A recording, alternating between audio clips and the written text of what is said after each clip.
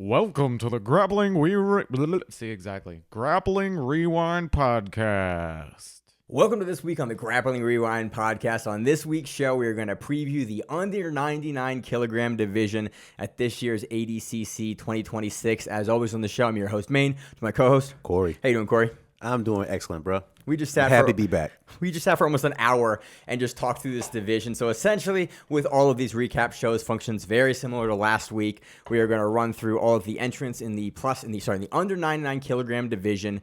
Talk about essentially how they got there. Who the front runners are, who the dark horses are, if the guys have wins or losses against other people in the bracket, or in general, we're going to talk about their careers, and just generally give you a pretty defined overview of why you know these guys, why you should care about these guys, and what to look out for when they bracket ADCC 2026. As always, we're going to have some dropouts, we're going to have some changes, so we're previewing this, what are we at, like September... So we're previewing this about a month and a half out. Yeah, about a month. Because essentially, in the lead up to ADCC, we're going to preview a division a week. And we may, for some of the women's divisions, do two because they are small divisions. Correct, and so it'll give us, we'll still have 16 people to preview that week. But that's how we're doing it. Next week is either going to be 88 or 77, depending on how we want to do it. But that is the format for today's show. So let's kick it off. And we run through the names. Kaynan Duarte, returning champion from Brazil, but... he's listed here in Flow as returning to the division. Kaynan, two-time champion. Mm-hmm. He won the Absolute, which means that he is now in the superfight. In May of this year, he was confirmed against Yuri. Or really, they did the face-off at ADCC. He was confirmed that he is going against Yuri. Historically, if you win a division and then win the Absolute, you don't do your division. Correct. Gordon was the only guy that's he's the only guy that's ever done it. And so it's that's really and that was a Gordon thing, so that he could get essentially more matches in ADCC than anyone else, or more wins in ADCC. That was what he was aiming to do. And so he took extra matches essentially to do that. Kaynan most likely won't do that. Again, there's a little bit of precedent, but right, which is crazy because who else is going to take his spot? That's the big question. So we essentially have 15 guys here, and then Kaynan, and Kaynan most likely will not return to his division and the super fight, but we don't know that for sure. But he's on the list, which is very funny in previewing this because if you look at Kaynan's record versus all these guys, you're like, yeah, man, Kaynan. If Kaynan's in this division, he probably takes the whole thing. Dylan. He's taking it all, bro. Pretty much, man. Wins over Declan. Runaway train. Lost to Griffith, which was really interesting at Fight Pass Invitational.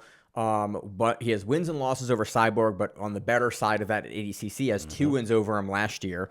I think his win over Wardziński. Who else does he have wins over? Gaudio. Patrick Gaudio. He has 2 wins over Cyborg. He has a win over Declan. Win over Stewart. Daniel Stewart. So, again, Kaynan is the front runner for this division, but will most likely not be returning. We say that all. I want to preview Kaynan just in case he does return, so that we did say, hey, man. They may bend the rules to him, right? He's the front runner. I mean, let's think about this. If Kaynan doesn't do this, who else is going to be in there that's going to have that oomph that Kaynan has? I mean, unless they get Nicky Rod back, man. Under 99, though? Yeah, he's making 205 for Mason Valor fight. For UFC, if UFC is going to let him do it, but they probably won't. That's the question. It's a weird transition year. But there are some good guys that are not on this list. But generally, it's if you look at who is at the list, and if Kaynan does do the division, man, he's your front runner. So that's Kaynan. That's Kaynan out of the way. Anything else you got on Kaynan before we move on? I want to run through the whole division so we can talk about all those guys. I hope he competes because without him, it's going to it's a whole different complexion. Kaynan has that. He's that steady, bro. He's that, like you said. 2-time champ, 99, under 99. He's always steady. It might not be as exciting, but like you said, this is his livelihood, right? Yep. That's how he makes money. And from our understanding, he's not signed to any other promotion other than anyone, right? No, he's pretty inactive. So he kind of does that traditional big heavyweight thing where it's I'm the champion, I come back, I keep the champion. I got a prediction. I think they might let him do both because this is how he's getting his bread, man. Well, they can let him do both, but also you win $50,000 for the super fight, and you only win 20 for your division, I think. So it's that's why guys only do the super fight, because winning the super fight was so much more money than winning every other division. Why not another $20,000 though, bro? Because to be honest with you, I don't see anyone else in here beating him. Maybe Luke, but anyhow, without Kaynan, I think it's a whole different. It's anybody's game. Really opens it up and makes the bracketing a lot more interesting. So that's Kaynan. Definitely on paper the front runner. Again, if you if you think about his match with Luke, though, Luke could take him out because he did at Fight Best Invitational. Lucas, he's interesting, dude. Luke. So that's kind of We have in this division, we have Declan Moody. He is the first European and African and Middle Eastern trials winner. He won the first trials. We have Luke Griffith, invite from South Africa. He is moving down from plus 99 to under 99. We talked about his move last week. Maybe because of Big Dan. Maybe because of Big Dan. Maybe because it's just like he knows that he doesn't need to be at plus 99. Sure. And it's like, well, now he has the size. He can contend at under 99. He's bounced back and forth in other organizations. But his move down is big news because he becomes, again, one of the top guys in this division, especially with that win over Kaynan. Mm-hmm. We have Achilles Rocha, who is Wagner Rocha's, I was going to say eldest son, only son. Who knows? I mean, who knows, bro? Yeah, who knows? First North American trials winner, representing Brazil. I think actually that should be changed. He should be representing the U.S. because he won the trials for North America. I think he can do both trials because he's a dual citizen, but I think usually they require you to represent the trials nation passport that you won under, which for him would be America. He looked phenomenal, man. I can't wait to talk about him in a minute here. Owen O'Flanagan, he won the second European, African, and Asian trials representing the United Kingdom. We have Adam Wardziński, my man, the butterfly guard player, come back. So Wardziński's retired, but he is Polish. And ADCC is coming back to Poland. So he gotta and run. so it's like, Wardziński has a history with ADCC. He's a WGF world champion. Like, Wardziński's been in the mix for a long time. He's a trials winner back in the day. Very happy to see Wardziński. Very happy to see kind of a sleeper, bro. Because I've never really considered him a no-gi guy, and like up until recently, you said that on the beginning of the show, and I was like, he's done no-gi a bunch, and you're like, yeah, man, before my time, and I kind of laughed on that. Primarily, again, we saw him later career, mostly in the gi, but still a monster in no-gi. But this, I'm not gonna lie, he's gonna be my dark horse pick. Because it'll be the last time I can pick him. Yeah. And that's mainly my criteria here. It's like Vegas, here we come. Hometown right? in Poland. So put a couple bucks here. on it. Basically, we had to start the show because we were talking about Cyborg Abreu. Roberto Cyborg Abreu. And we pulled through his BJJ Heroes record and his Wikipedia article. So you know you're getting big in jiu-jitsu when you have a Wikipedia article.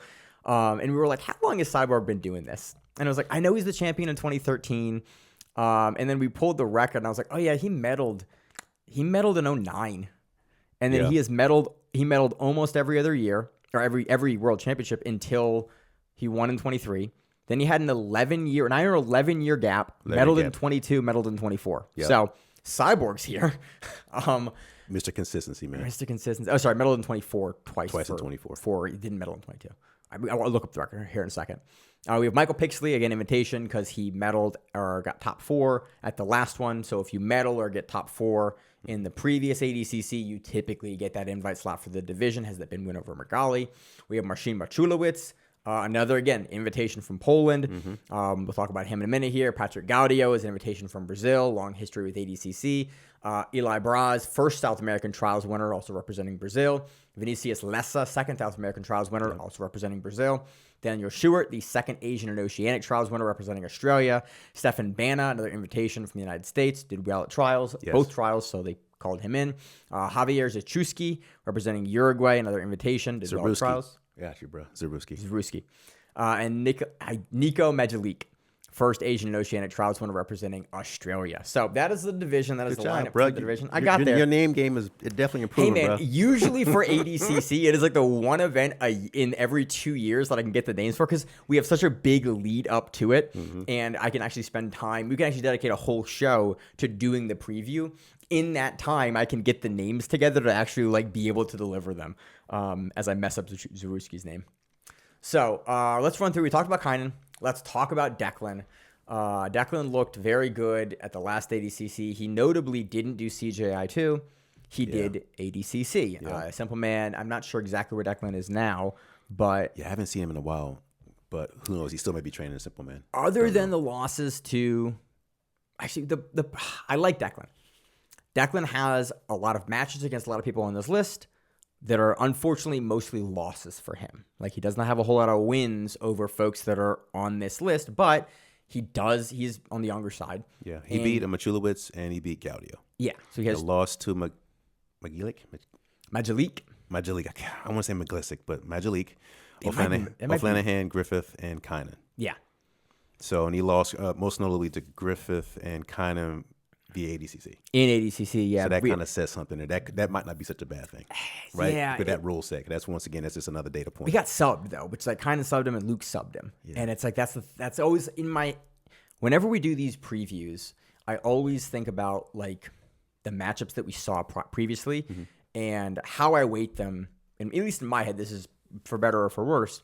Is if two guys are meeting in the same tournament series at the same level, like as an example, two guys meet at the Phoenix Open, and then there's a loss or there's a win. It's like, okay, if they meet again at the Phoenix Open, I can assume like, yeah, similar preparation, but the level is of stake. If they meet at like a trials, I assume both guys are coming in well prepared and ready, and it's like I will place higher status on the level of preparation the bigger the tournament. Okay. And like typically, if you beat a guy, you can beat him again, and you'll beat him again. Like we have records that will flop back and forth, but in rule sets, typically someone has someone's number most of the time in that rule set. And so because these guys met not at a trials, they met at the biggest one that everyone's prepped for every 2 years, I can assume you're in the best shape, the best conditioning, the best version of yourself we're going to get. And unfortunately, Declan has multiple losses to these guys at that tournament that we're previewing. It's the same rule set, the same tournament, the same stakes, the same prep, where it's like, I don't know necessarily how much better he would have to get there. But again, he's had some just incredible performances on who's number one. And he's looked very consistent, but he's got big guys to get through. He's got a big guy to get to in Luke, who already has his number in this division. All right, I got a couple points for you that kind of... Okay. So one, we all know the way he competes. He's a little guy stuck in a big guy's body. Very quick, very strong, great transitions. He's a pretty well-rounded game. He's heavy in the legs, just a monster. Two, he's still a fairly younger black belt. I don't know how old he is, but as far as his black belt days, he hasn't been a black belt that long. I don't think so now. So his losses, even though he's lost to most of these guys that he's competed against in this bracket, he was still... Wasn't doing it at black belt. Right. Is his game still the same? I'm sure it's definitely grown since then, because we've seen Declan compete pretty regularly over the past year or two. He's one of the more active guys on this list. And this is something we're going to talk about here later, is like a lot of the top guys in this list, we just haven't seen much of, like Cyborg, Wardziński, Pixley, Luke, like, I mean, Eoghan and Declan are the two guys, and Achilles are the guys we're seeing the most of this list, or in that kind of top echelon. It's wild, just kind of, we saw a lot of these guys 2 years ago. We haven't seen Adam in Nogi in a couple years. Yeah, true. So it's just really interesting. I've never seen Nogi. It's really interesting to make these picks. You can't say that. It's really interesting to make these picks just because some of the guys at the top have just such a level of activity. Luckily, Declan has not had that level of inactivity, but... Oh, yeah. So I was saying how to add to that. I think just him competing against many of these guys and also training in one of the best gyms in the world. Now, I'm assuming he still has some kind of connection with Simple Man, but just training in there and getting good and getting those daily reps or weekly reps or what have you with some of the best guys in the world is like... I think he has a chance. Yeah, absolutely. I think he has a really solid chance. That's why again he's pretty towards the top. To medal at the very least. Will he win it? Who knows? But he has a really solid chance to medal. With right bracketing, Declan can absolutely medal here.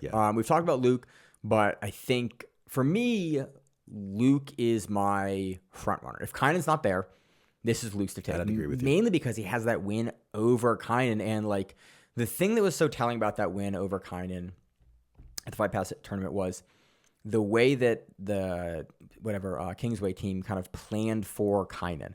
And because they know him very well. They've competed against him before, and they basically went, yep, we know Kaynan has these tendencies late in the match when he gets tired. And then Luke, in the post-fight interview after he submitted Kaynan, went, yep, we know that he does this when he gets tired. He makes this reach, and I lifted the arm up and got to his back. And like they basically walked through the entire sequence.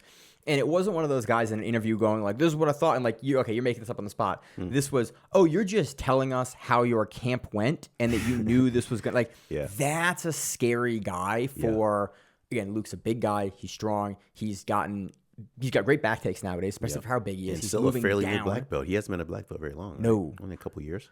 If that.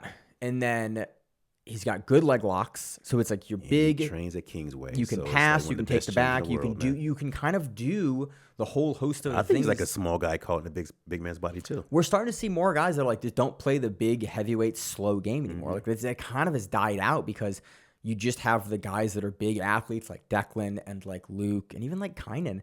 They can do everything that you're required to do. Like those guys can play guard, they can pass, they can play top, they can work on the back. Like there's not really a spot that you can throw Luke where he is bad anymore, which is again why you should expect him. And once again, based on where he's training, he's seeing all different kind of looks. He's seeing everything.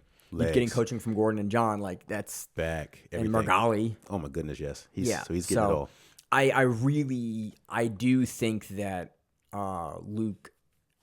Luke takes this. He's just that win over Kaynan, and not even like that he got the win, got the sub over Kaynan, but it was the way that he game planned to get that win reminded me of like early career Gordon, where you're watching him like, oh, there's just not a whole lot of mistakes. You are playing this game into the scenario that you want to play it, and then you're going to capitalize on it and take it. And against a much more experienced guy like Kaynan. Yeah. That was very impressive. That it was like a match that he really shouldn't have won, and it showed that like he can game plan for that experience gap and that level and beat him definitively. Was really telling it. It reminded me of like the success that Gordon had in the same way, where it's like, yeah, you're not as experienced as these guys, and openly in the post fights talks about how inexperienced he is versus the level of competition, and to be able to game plan it consistently and stick to a game plan and then execute and have it work. And then their big tournament is ADCC. This is the one he preps for, and so it's like, yeah, man, he's really tough to pick against. It's like another one, like it's like Bodoni, right? Yeah, Bodoni's in this mode. Yeah, It's tough to beat him. everything else. You get ADCC Bodoni, is and then just- everything else. Yeah, it's every just a other different tournament, he's beatable. Yep. ADCC, he is He's not. not. And I kind of think that Luke's going to start to go the same way there. Yeah, I agree with you. Anything else on Luke? No. Moving Can't wait to see on it. to Achilles Rocha. Achilles Rocha, so he's higher on the list right now than he probably should be because I watched his run live in Orlando at the first North American Trials that he won. I talked about him a little last week and the week prior. I was just really impressed. Like, we've watched Achilles since he was a kid, like a little kid, like 14. And we've always said, like, man, he has potential. Again, Wagner's his dad. He's in those rooms. He's at Fight Sport. He's at Wagner Hosha Martial Arts. His sister is a really high-level grappler as well. His dad's multiple-time medalist. Like, it was always a question of, like, would Achilles... Because Achilles would have these weird performances or good performances, and he'd look okay, he'd look bad. And then right around brown belt, Achilles like becomes adult sized, gets way bigger than everyone. Adult size. And then, well, he does. He was like, Achilles was kind of like a. He's got to grow into his body. He grew into his body. Kind of like Rutolos, and then right? he filled out, but he like filled out way bigger. And then I saw him at the trials, and I went, oh, he is just casually beating up the guys he is competing against day two. Like day one, he just runs through guys. Day two, it was like more of the same, where it's like, oh, I'm seeing shades of your dad where you're not concerned, you're not worried, there's nothing going on here. You are just beating these guys up. And one second, I'm going to move this TV. I think it's in the way. Keep talking. Right. Yeah, Achilles. Come a long way. He's physically like a grown man now. He's no longer a little small teenager. Like Maine was saying, just easily going through these people like a hot knife through butter, just winning impressively, beating the people he should beat, which is everyone in the tournament. Watching him pass the guard and just shake this dude's head, and then just pass, and it was just the effort that he had to put in looked like way less than you would expect. It's like he was in third gear. Yeah, right? And then you see him occasionally pick it up for a second, and you're like, oh, and that just worked. Like all of a sudden you decide like, I'm going to pass. And you watch him just like, you would see him just decide to pass. And then it was over. He would just pass. And he wasn't doing the same thing that the guys in his division. He was watching his whole division. You watch the other guys have like very competitive matches with each other. And then you would watch Achilles just go, I'm going to pass. And then pass and then win. And it was very, very telling just the level that he was operating on. And I've just been, that sticks in my head, and the same way it kind of stuck in my head watching Dorian early was like, man, this guy's kind of doing something a little different. Like his other people in his division are putting up really competitive fights with each other, and then this one guy in the division is not. It's just, this is not competitive. He's just cruising along. And they're just in like you said, like third gear. Yeah. And so I'm curious to see him kind of throw it down. He's always had mixed success, but I really think you look at how he looked in IBJJF in brown belt, getting into black belt, like, man, I think that he has turned that corner, which is, again, why I have him pushed up so high on this list. And more recently, we've been talking about how we think he's starting to turn that corner a little bit. Yeah. And he's less taped up constantly. And Trials pretty much just almost like he's ascending now. I think he's making that final turn to becoming very dominant. What is he, like 20? If 19, 20. I think he's 20, maybe and 20. he competed this time, was the last ADCC. He's done 66, 77, 88. So he's definitely putting on at least 20 pounds. I mean, he was 88, now he's 99. Our biggest concern is actually that he is going to be undersized for this. Is like he looked good in the trials on 99, but he is definitely going to be smaller than guys like Luke or like Declan. I don't know, man. I've seen some recent videos out of Fight Sports when him and Cyborg going at it, man, and Achilles looks huge. He looks like grown. He looks like a damn linebacker, bro. Then maybe I'm wrong. But you might be right. I just don't know how much he weighs. Now all I know is he competed, at 88 this time 2 years ago. And now he's up at under 99. So it's like he might be undersized, but he's definitely probably in 3 years. Can you put on 35 pounds as a kid? Possibly 15 pounds a year. Yeah, man. It's interesting. Achilles for me is like a really fun guy to watch because we can just watch his whole career. So that's Achilles. Anything else on Achilles? No, I definitely see him potentially meddling at this if his game continues. And once again, he has a gas tank, right? If he looks like what he looked like at trials, and then he doesn't get weird bracketing because, again, he's a trials winner, so he's going to be seated low.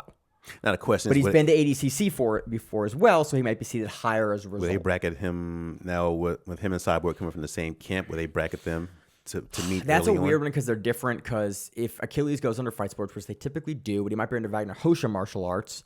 Good point. It would make sense that Cyborg and Achilles would meet second round because they do train together and he's coached. Cyborg has coached him, but Wagner's technically his coach, is his dad. Yeah. But it would make sense that because they have been training in the same room and they've been in the same camp, that they would be considered the same team. They would be considered the same team and they would be on the same side. So that's an interesting part. So let me skip over Owen. I'm going to come back to Owen. Let's talk about Cyborg because we're talking about him now. What do we say? So Roberto Cyborg Abreu. He's got a Wikipedia article that has a list of medals that you have to scroll to get to the bottom of. And that's crazy. So ADCC. Let's run bottom to top. ADCC silver 2009 in Barcelona.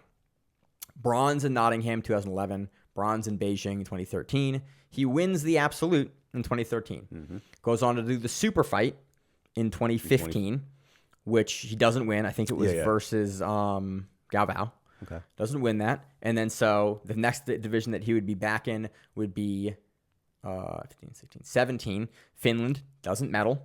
I forget how he loses in Finland. Does he get heel hooked? Good question. I was just starting to practice jiu-jitsu in 2017, so that was off my radar. So, and then 2019, loses to Nicky Rod. And then 2024, medals in Las Vegas in the under 99. And he gets silver. He's bronze in division, under 99, and then silver in absolute. Not bad. So, not bad for 13 years since his first medal. I think he was even in ADCC prior to 2009. That's 15 years of ADCC alone. And he was training, I think his first medal was in 2005? His first black belt medal is the European Open, European Championships in Portugal, 2005. That's crazy. So, 20 years of black belt, 20 plus years of black belt, actually. Yeah. So something has to count. So that has to count for something. That's just seasoning, bro. The big question is... That's old man muscle. I have been counting Cyborg out for the last 8 years because he's old. He is 45 years old. ADCC 2024 was not the normal ADCC, but in the same way, kind of that this is the normal ADCC. Like, ADCC 2020... 2022. No, sorry. 2019 would have been really the last normal ADCC... True. Things that changed we after had. that. Or Yeah, no, you're was right, that 24? One of those was the last normal one that was like a real last super tournament. Ever since then, we've had competing organizations taking athletes out of ADCC. And so it's like the top division, like the weight-wise, we're always kind of questioning, like, okay, well, were the guys at CJI or were they at ADCC? Like, he's beating who is there, but eventually, man, he's 45 coming into this tournament. you gotta wonder how long he's not very active. We're not seeing him a ton, but also like maybe that's the secret, right? He's not really active, but he does just enough. I think it might be part of the secret. Part of the secret is some of the secret little supplements here and there. There's a reason he hasn't done IBJJF in a couple of years. Yeah, maybe he's saving that punch for ADCC. Yeah, and, probably. But it's a weird. Cyborg is a weird guy to pick for or against because for, like, he just has done it for 20 years. Like, he's shown he can medal at the black belt level. He's what, 7 or 9 time ADCC Nogi World Champ, or sorry, IBJJF Nogi World Champion. Going back, first one he won was in 2010, and then up until 2021 where he gets popped. Right. And then he has silvers and bronzes all the way early as 2007. He might be one of the most well decorated BJJ practitioners of recent history. A lot of guys have like longer reigns in IBJJF, like Buchecha and like a couple of ladies, and like Bruno Mafacine. Yeah. But if you look at what Cyborg has done, gi, no gi, right, gi and no gi, not just one or the other, both. It's really just also like it's weirdly the consistency. Yeah. Like he has just been doing both and just been medaling for a really, really long time in all of them at adult. At elite level, man. That's not a everyday thing. So it's just weird. Like it's eventually, but I've also, the problem is I've been saying this for like 6 or 8 years. Like eventually Father Time does get you. Well, he hasn't got but I've been wrong for 8 years at this point. And so it's like, he's really hard to pick. Like, does he beat Achilles Rocha? Like, I actually don't know. Good question. It really depends on, I think, how Achilles approaches the matchup. If they're on the same side of the bracket, and they know each other's game frontwards and backwards, right? So it comes Cyborg's taught Achilles a bunch of games. He's been a coach since he was a little kid, essentially. And so it's a weird, like, I think if Achilles can actually go in there and try to win, I think the youth of just being 20 plus years younger than Cyborg, he can just push a pace. He can just capitalize on like the areas where Cyborg's not going to have the pacing, but also Cyborg's had the young man in front of him for 20 years. Here's another question too, which no one can answer, but if Achilles and Cyborg meet up second round, who's to say that Cyborg wouldn't kind of intentionally kind of hold back just a smidge to give a young buck a little bit of a, because he's been there, done that. I think Cyborg's that guy. I don't think Cyborg's that guy though, and that's why we meet him in the first round, and it's not late because you have those questions about do you give it, do you not give it. I think the interesting thing is like, do we see something similar that happened with Kaynan versus Kaynan at 2007, where it's like Kaynan in the training room specifically didn't leg lock Kaynan at all, and then come ADCC immediately leg locks him, and it was like, Cyborg has enough depth of game, where has he been holding back in the room versus Achilles? It's like there's that weird 4D chess gamesmanship of like where you're going to meet each other in the same division. But I would have to say that even if they haven't met, they've been watching each other, and Achilles has had to seen his game 20 million times from his back. So he knows what he can do. But like what has Cyborg not, what does he not pull out, and he knows Achilles is going to be ready for it. He's going to have that depth of experience to be able to leverage that kind of thing. Like that, I think honestly, Achilles versus Cyborg is the matchup that I'm kind of most interested in, just because I'm very curious what it looks like. A coach versus student kind of matchup in that way. For me, if they both go in there to win, that would be very interesting. That's what I mean. If they go in there just to have a friendly round, I don't know. Nothing about every footage I've ever seen at Fight Sports with Cyborg or Achilles at Wagner Hosha Martial Arts says that they're going to have a friendly round. That mat is like a fucking slip and slide. Braz. Exactly. So they're going hard in there. So that's, again, I can't in good conscience pick Cyborg. And at this point, I've been wrong for like almost a decade. I'm just going to keep being wrong. So if you don't pick him, he's getting bronze. Eventually, I have to be right. Eventually. Eventually I have to be right. I can't pick Cyborg. But that's Cyborg's trajectory, man. He gets an invite. He's been active in ADCC for years. He keeps coming back. He keeps showing up. Keeps performing. And he medaled last time he was out. So there you go. Let's talk about anything else on Cyborg and Achilles? No. Let's talk about Eoghan Flanagan. Eoghan Flanagan, second European, Asian, and African trials winner out of the United Kingdom. Look at Eoghan at ADCC. Breaks Wagner's leg last time, and then Wagner beats him because Wagner just didn't tap. And then go watch him on Polaris. You know what Eoghan Flanagan is going to do. He's pretty well-rounded everywhere, but generally, he really wants your legs, and he wants to break them off of your body. The problem with Eoghan is he's a very known quantity. He's got some very good entries, but you generally know what he wants, and you generally know how to beat him, and his wrestling isn't super strong. It's very serviceable, but he's one of those guys that sits in the unfortunate realm of like there's enough tape on you to know exactly, kind of like an Oliver Tozer problem. Yeah. You know exactly what he brings to the table as a problem. He's very, very good at it. But if you get caught in this game, you're in trouble. But he's going to beat you if you have enough film to know how to not get in this game. Yes, if you have the game planning to think about like how to deal with him, that's the problem. And Owen like consistently has kind of been beaten in that way where it's like if he has to pull you into like the game that he wants to play in the legs, and if he can't do that, generally at ADCC he just hasn't had the level of success in doing that he would need to have to be successful. And that's sort of where I kind of put him, but also he's looked phenomenal at Polaris squats. Yep. Like and and Taylor beat Perriman. Declan. He beat Declan in ADCC, I believe. Was it ADCC or was it CGI? Trials? No, maybe. No. I don't have it marked down here, but he is definitely Where he beat him at some point. Yeah, he beat him at some there. point. Yeah. I can pull through records, but yeah, that's like the big kind of question for me for Owen is like I've been really happy with how he looks on Polaris squads, but he is such a known quantity with leg entries that he wants to do and where he wants to get into you that if you can shut that down, he is beatable and people have done it. Yes. And at this level, everyone's coach has scouted all of these guys and knows exactly, okay, you got Owen, you got to do this, you got to do this here. And that sort of Owen's game doesn't necessarily have a lot of the flexibility that it needs to in order to go, hey, I'm a guy just trying to shut down the game that he knows you're going to play.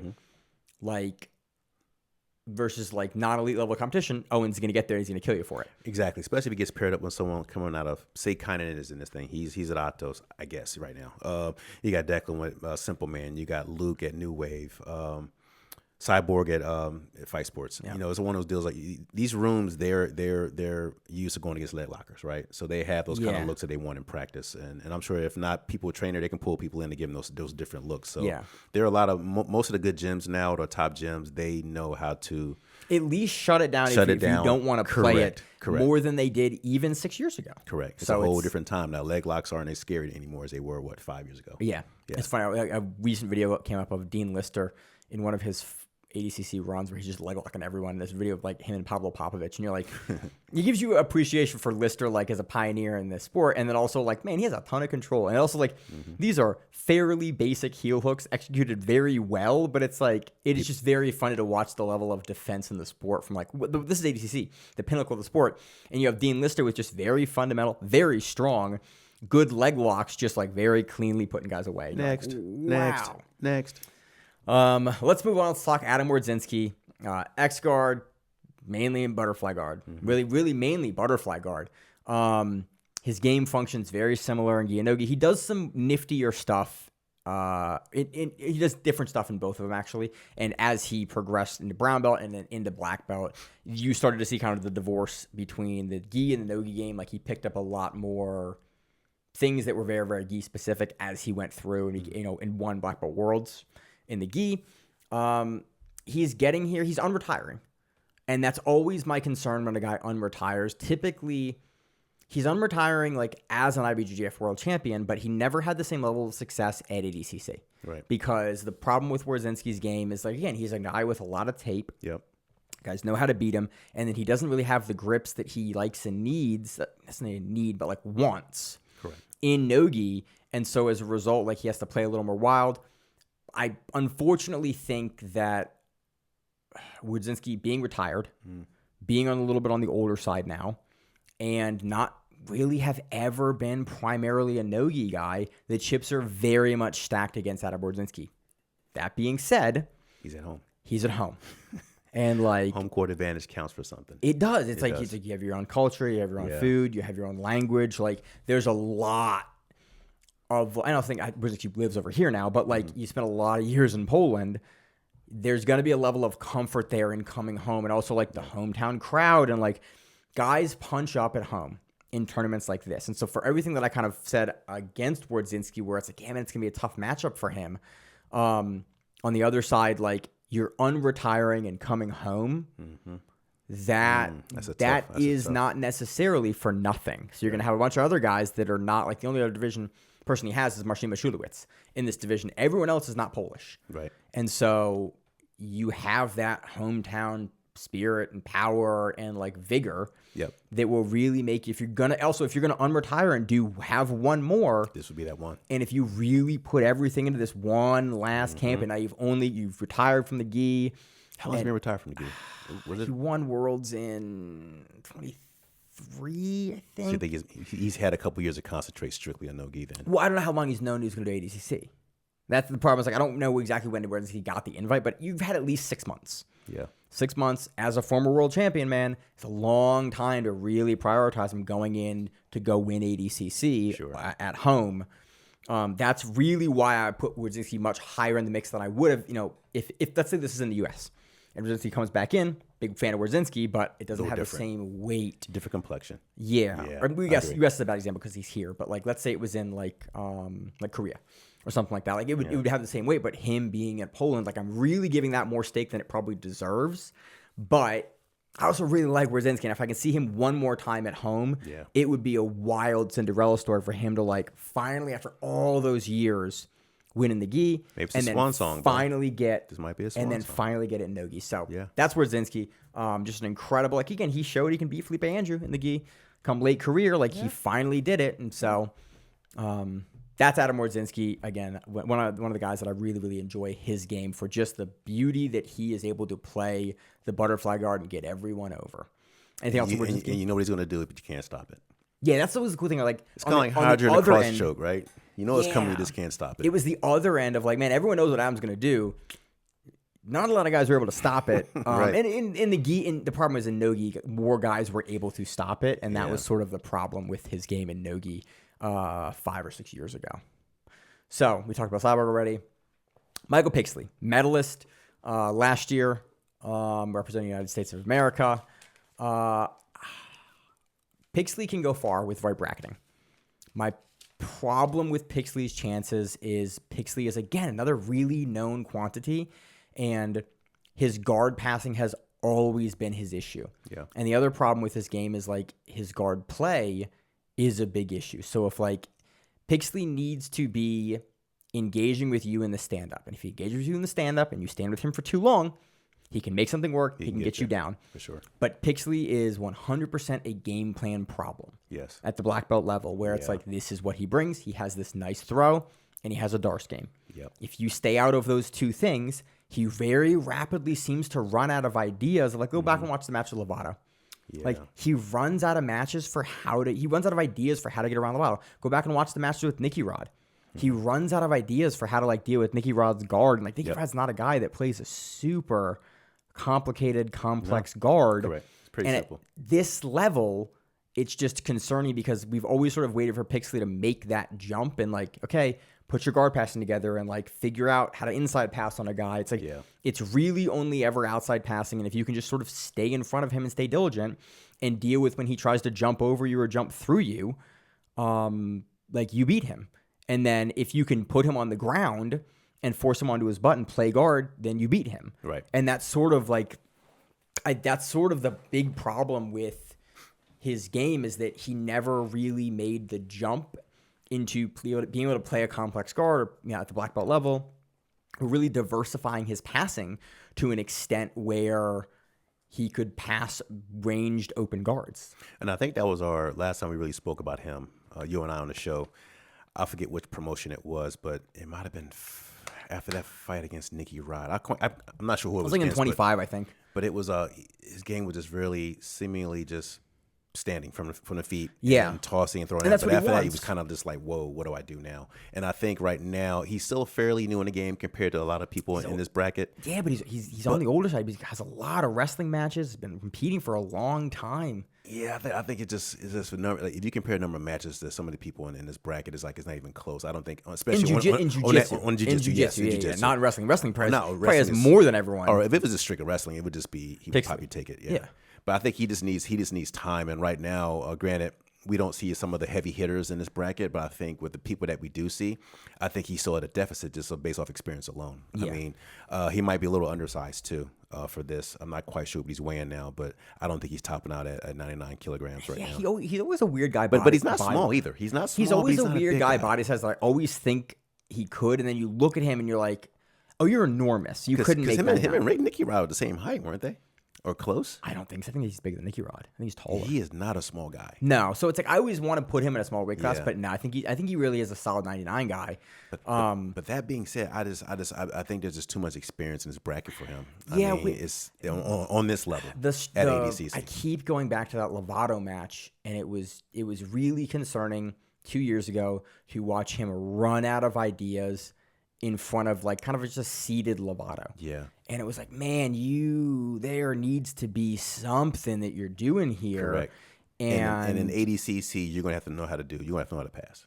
Yeah, and he just really on a high level. Not to say you can't, but you have to know how to pass on a high level. level. You have to be able to pass the elite levels. Like he's not going to pass Luke. That's my big problem. Is like a guy like Luke or Cyborg, like he's not going to be able to pass those guys' guards, and that's like Achilles Rocha or Ona Flanagan. Like I don't think he's going to be able to pass those guys' guards. Now you mentioned Achilles. That would be an interesting match. That would be a fun match because I think Achilles will stand with him. Yes, he will. I think he will turn it into a dick waving contest, and I would be really interested to see that one because I think on the feet, Pixley should take it, but also Achilles is so aggressive and young that I'd be really curious because I think that would be a match. That would be a very fun match. But again, Pixley is a styles matchup thing. Yes, if you give Pixley the match that he wants to have with you. That can go Pixley's way. And we saw it with Margali. Yeah. Like his biggest win is that Margali match where Margali decided, throw. like, hey, man, I'm going to stand with him. Yes. And then Pixley went, cool, I'm going to do the throw that I do on everyone. And Margali went, oh, I'm going to post. And then broke his entire shoulder and arm and then got darsed. Like, it's a matchup thing. And if you play the game with Pixley, man, he can put you away. He can do it. But I think enough guys now know that, like, if you're not in the finals with him, you can sit. Yep. And then now, force him to pass, and then he's going to be very limited in his passing. And then if you just do activity from the bottom, then you're going to win that very cleanly. And I'm wondering in that room he's in out there in Pedigo, I'm wondering who's giving him the looks he needs right now to be able to improve his Couch, passing. Maybe he's still there. Is he still trained? I don't know, but that's the kind of the X factor of like who does Pixley have in his camp that's going to play a long, really dynamic, rangy guard. Then again, wasn't Wardziński training there for a while? I might have been, but I think I saw a lot of gi footage. Who knows? That was probably maybe 2 years ago. But yeah. So that's just my big X factor with Pixley is like, what does the passing look like now? Agree. And his gas tank too. His gas tank was seemingly failing his last couple of matches. Yeah. The Nicky Rod match, he gets really tired, and then he gets really choked by Nicky Rod. Yeah. Which again, not saying much. Most guys get really choked by Nicky Rod. Yeah, that's but true. that is just unless you're Victor Hugo and Gordon Ryan, you get rear naked choked by Nicky Rod. Pretty much. Next one we got Marcin Maciulewicz, invitation from Poland. Again, another Polish grappler here. He won the Polaris qualifier, and then has gone on to be a crazy leg locker. He's good. He's big. He's gotten much bigger. He can play a very good guard. His wrestling is serviceable. He wants to get underneath you and break your legs, like everyone from Poland. Yeah. Give me a leg, I'll break it. Dude, it's something about them in the water. Like you have Mateusz Jasinski, you have Paweł Jaworski, and you have Marcin Maciulewicz. Do they train in the same gym? I don't think they do, but it's like they're all three Polish dudes that just want to rip your legs off, and it is very funny to me that they'll play different. Like Paolo and Mateusz play a similar game because they train together. Marcin, his game is different, but I think he is also much stronger and bigger than those guys. Like he plays a much stronger, bigger game. And like I don't love his chances here, but I really do like the pacing that he keeps, and he's a guy that continually has gotten better and better and better. Like again, I said it when he won the Polaris Squads qualifier, or the Polaris qualifier, not Squads qualifier. I was like, qualifiers are a big deal because almost everyone that has won a qualifier as a lower belt has went on to be really, really good. Like Juni Ocasio, Keith Krikorian, Marcin Maciulewicz, like those guys that win those, Pedro Mourinho, like those guys that win those big tournament qualifiers have gone on to show us that they are the real deal. And like Marcin won it when he was young, he was purple belt or brown belt, and then now goes into like another ADCC with the experience that he now has when he was young, and he comes in. It's just it makes me kind of very, very curious about how he's going to look. Again, his game does have like weaknesses here and there that can be exploited at the top level, but I've really liked what I've seen from him on Polaris. Yeah. I'm really curious about how his game compares to some of these guys. Once again, it's like he really hasn't been around that long, has he? Not really, not super long. So it's not really 4 or 5 years at most. Yeah, 'cause you got a couple of old heads in here that have been around, like Gaudio and like hell with Kaynan if he does it, Cyborg. Makes you go, So even Braz has been around a while, but we'll get to him in a little bit. But yeah, Maciulewicz, I mean, he has a chance, right? You give him his leg, or he takes your leg, you're in trouble. Yeah. And that's his pathway to victory, man. That's his pathway. Moving on, let's talk about Patrick Gaudio. Again, experienced in ADCC, never quite had the success that he needed. But again, we kind of go back to experience, man. He won the trials as well. Or sorry, he's an invite, not a trials winner. Gaudio's a weird guy. Whenever we preview Gaudio, I always go back and forth because he has huge wins. Like we broke Romelo's foot. He had that close match with Hulk. But he's mostly like an IBJJF guy, right? Gaudio, kind of nowadays, yeah. But historically, he's done. I guess both, historically, I guess most people have been IBJJF, but now kind of diverged. Because ADCC just didn't have a feeder league, so you kind of either did IBJJF or you didn't do anything. Yeah, it's changed quite a bit in the past 3 to 4 years. Like 6 years probably, but yeah. Like Gaudio is just solid everywhere, and he's got good guards, and he's dangerous. But you can exploit him if you are faster than him. If you can beat him to the punch, he's beatable. It's really the big thing that I like look at Gaudio, and it's like, could he make a run? Absolutely, with the right bracketing, yes. But you can exploit him in different areas, and it's been for the past 10 years, somewhere you can consistently he can be beaten. And I'm trying to think of like a good example of like, other than like the Hulk match in 2019, which is always the match I go to when he kind of gets tired, takes a low shot, and then Hulk just turns him and pancakes him for it. Yeah, we watched that right before taping today. It was just like, oh wow. But also that was 7 years ago. Yeah, like almost a decade ago. So it's like he's a different guy now. But Gaudio's always a guy. Honestly, everyone at the end of the list here are all guys that I tend to struggle because they've had mixed success at the top level. Like Eli Braz. Again, a guy on the rise, first South American trials winner from Brazil. Good guillotine, but like he's had some slower matches standing on the feet. Like a South American trials match was slower standing on the feet. You have any notes on Braz specifically? 2-time silver medalist at ADCC trials. Yeah. So he gets the invite. He won there. So he's done it. He's done trials, and he won the trials. He seems to get over that hump. He's kind of right there, right? He got to get over the hump. So and that's a big hump to get over. But once you learn how to win at that level, he's on and running. So we've seen him in some promotions recently, some pretty high promotions. He did. What was the one he did recently? I'm blanking on. I always Enola Braz, and that's Enola Braz, and it wasn't Stars, was it? Might have been BJJ Stars recently.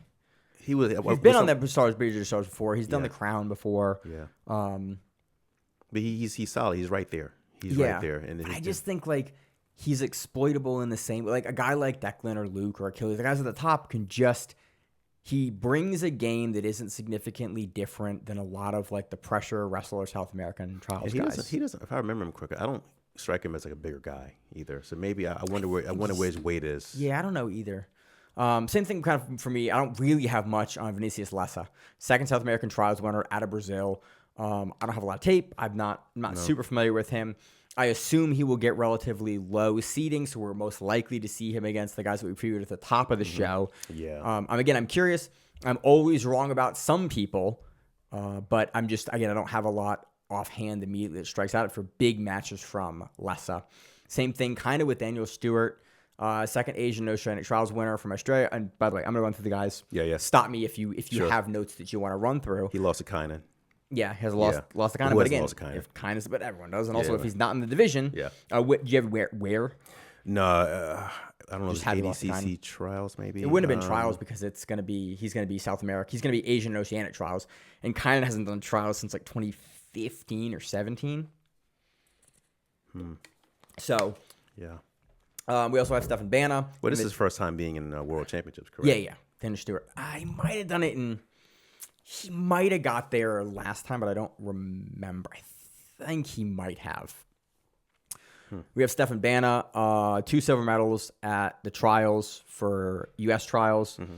That's Again, I've always said it. You should be able to trade 2 silvers in for a gold. True. I call it the Korean rule, where it's like, hey man, you win silver twice, like you should get gold, right? You get the trials invite. Solid all around, decent wrestling, very very head to head wrestling style. Collar tie. He really wants to tire you out and kind of drag you down, which works. But if you have a guy that can be there first, I've seen it time and time again at ADCC struggle in the day 2. Yeah. Because guys get real tired, get real kind of beat up from playing that style for 1 or 2 matches. And then day 3 comes and you have a guy that has had quicker matches and fresher and just like knows where you want to be and just is willing to take bigger risks and beat you for it. And so that's kind of like, he looked very good at trials, but also did not win either trials. And so he's going to get a very low seed. He's going to get a top guy early. And then it makes you wonder if this is kind of a new stage for him, if he's going to play tight, right? If he's going to go out there and compete and tight and not really open up and play his game because he's kind of like starstruck. Oh my gosh, I got these guys. I'm going against Cyborg. Oh my goodness, I'm going against Achilles, Rocha, It is an interesting kind of thought. I think he went against Achilles in their first trials and he lost to Achilles. So, because he would have got silver, so he would have had to face Achilles in the division. Okay. I think I was at that one too. Next one, we have Javier Zaruski, representing Uruguay. He was at the last one. Again, I don't really have much for him or Nico Maciulewicz. We've seen more from Maciulewicz recently. First Asian and Oceanic Trials winner out of Australia. Unfortunately, Asian and Oceanic Trials winners usually get the lowest invite slot, usually get seeded 16th. So Nico's going to have your number 1. He's going to run into a Luke. He's going to run into a Cyborg, or he's going to run into maybe like a Declan or even Pixley. Like he's going to run into one of those guys early with the low seed. The same thing with Javier. It's like, it's really tough to go from being a trials winner with a low seed to getting through your first, because you have to fight the guys that are forecasted to be the champion in your first and second round. Right. And it's just like a really tough goal. But I don't have a ton on definitely punching up on that first match, right? You got to pull. You got to pull. You got to dig into your back pretty early. Upset the first match. Yeah. And you have to be like the guy that upsets it. And that's really very, very hard to do at this level when it's the top 16 guys in the world. So I'm trying to think. Maciulewicz had a fun trials match at the final. I forget how he won, but I think he wore something crazy, and that's why I remember it well. But Corey, any kind of closing and touch points on any of this? Any matches you specifically want to see other than like the Cyborg and Achilles match, or the Achilles and the Pixley match we talked about? I really want to see Kaynan compete in this thing here. But then again, if he does compete in this bracket, I think he's going to be a runaway train. I'm curious to see who they get to take his place. For me, that's going to be the big question for everyone involved. Even no matter who they put in there, I definitely see, in my mind, I see Luke as one of the front runners. Yeah. And I do see Declan as well, because once again, he's competed a lot, and he's taken some L's, but he's taken some W's too. And I think he has that. He's a newer guy that's had a lot of different looks from a lot of different people at a very high level. So for me, I'm really curious to see who they put in there for Kaynan, and it may stir the pot a little bit, but whoever it is, I hope it's someone that brings it. Yeah, you know what I mean, that kind of just really upsets this whole bracket. I'm trying to think of another matchup that I'd really like to see. I kind of want to see Marcin versus Owen O'Flanagan. Maybe Owen. But the problem is with European guys. We've seen it. Like lock battle. But then again, that might get kind of boring. Yeah, it's like I was thinking about him versus Owen. I kind of want to see Owen and Pixley. Ooh, that might be strange. Because it's just it will just show us like, hey, can Pixley deal with a guy that wants to just look out from range? Owen might just sit, and if it's not the finals, he won't get penalized. That's what I mean. So it's like that. I think and all of a sudden for me, he can't that'll pass. Give me more information about both of their game. Where it's like, oh, and hey, man, you're playing a game, and a guy that just wants to play on the outside. What tricks do you have? Are you going to overextend? And Pixley, like, you're playing a guy that wants to play a rangy guard on you. Mm-hmm. How do you want to pass it? Can you pass it? I think Owen will give him enough looks to get something going, but also Owen wants you to get a look so that he can get something going. So I think That's a matchup that I weirdly want to see. And then it will get to the point where they might take some penalties for stalling, but then it gets to a point where they'll have to just open up and go. That's right? kind of why I think I like the matchup there for that. I kind of want to see Achilles and Patrick Gaudio as well. I think that'd be a really interesting kind of like, not changing of the guard match, but there's a lot of matches you can put Achilles in that are where it's like could be a changing of the guard match. I'm really high on him after seeing him at trials, man. I was just so impressed with the gear that he pushed the entire time. And then to just like watch a guy decide to pass and then he got passed. That's just like, it's very rare that you see that in a tournament live. Especially at this level. So it should be very fun. I am curious to see Declan versus Luke. B team versus New Wave. Granted. Because once again, you got two big guys, two small guys in big guys' bodies. They're fairly new black belts. That would be. I want to see match. That. I just kind of think that Luke. I just feel like that Luke will have a better game plan for that. Declan, and he may have one. Yeah. But I'm just curious to see how it all plays out. It'd be cool to see that day two. I would like that's a match I would like to see day two. That's a match I wouldn't want to see early, realistically. I think Declan he's shown that he plays the legs, and Luke I'm sure he's able to see that come a mile away, right? I mean, look at the room he's training in a New Wave. So for me, that really interests me. But then again, they're in my book one of the 2 of the 4 top runners for this. Yeah, in my mind. So it will be interesting to see who gets taken out, who gets injured, who pulls out, who's there standing right before.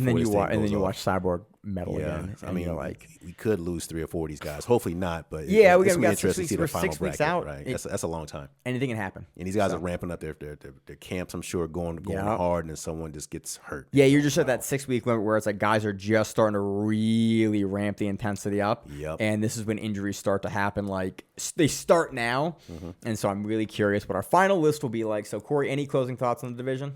No, it's initially we were looking at it going, but then we looked at it a little closer, like this could be pretty exciting. And that's kind of why I like these shows, because initially like you kind of mad at the division, and then you kind of actually talk through, and you're like, oh, there actually are some really interesting matchups. Interesting matchups, storylines. Interesting things to talk about, storylines, and it's like the Achilles versus Cyborg. It's like the Pixley and the passing, and like the Eoghan Flanagan, and the leg lock game. Wardziński coming back from Poland. So I think this is one of those times where you get a lot of we would consider front runners. Some of those guys might be competing, but it's nice to see some of these kind of like less experienced, kind of newer black belts kind of come in, and like these budding stars come in here and make a name for themselves. It's kind of exciting. That's always why I like ADCC. And like you said, there's always an upset. There's always an upset. Who's going to be the upset of this bracket? That's a big question. That's always why I like ADCC, though, because you have a bunch of trials winners that come in and they get a shot at the old guard and the best in the world that don't have to do trials anymore. The guys that are going to get invites. And like I really do like that for ADCC, because it gives the guys that really did earn their slot an opportunity against the best guys in the world. Those young lions, man. Watch out for them. It's always fun. So that's all I got. Corey, anything else? Yeah, man. I got to say, I was on vacation in Puerto Rico for a couple weeks. Nice. And I got a chance to train at Alliance. Nice. Which shout out to Alliance over there in Isabela, Puerto Rico, and also Brazilian top team in Dorado, Puerto Rico. So if you're there, check them out. 2 very cool gyms. Some young, hungry fellas in there, man. They put a pace on me, but it was very, very fun. They were very nice. They were very accommodating. So you get a chance, check them out. The community's always cool, man. You get a chance to travel and you see that, like, we talk about a lot of stuff on the show, but it's always nice, the reality of like walking into a gym and everyone's like going really hard, but also very friendly. And it's like very nice to be able to kind of, wherever you are in the world, drop in, even if you're in the U.S. still, like drop in and just get some grounds in. They were very accommodating, man. It was very, so when I go back, I will be training at, I'll try to train more in San Juan, but they have a lot of gyms there. Sweet. Man. I think Kayatera has a gym there and quite a few others. So anyhow, had a good trip, came back a little banged up, but that's what happens when you roll with a couple of 20-somethings and they try to kill you. They do that. So yeah. Awesome. Well, as always in the show, I'm your host, Maine, to my co-host, Corey. And we are the Grappling Rewind. See you on that, wherever it is. Stay safe. If you like the show, please consider sharing it on Facebook with folks at your gym. It's the best way that we grow the show, and we really appreciate it. You can reach out to us on email. We also have Instagram. We have Facebook. We have Twitter. We have Google+. Until that shuts down. We have a website. If you have an event you would like to have us cover, please let us know. If you have a name, like most people do, and you'd like to have us stop butchering it, let us know. Reach out to us. The show is also available on YouTube, Spotify, in addition to iTunes and every other podcast service. We very much appreciate your time, and thank you.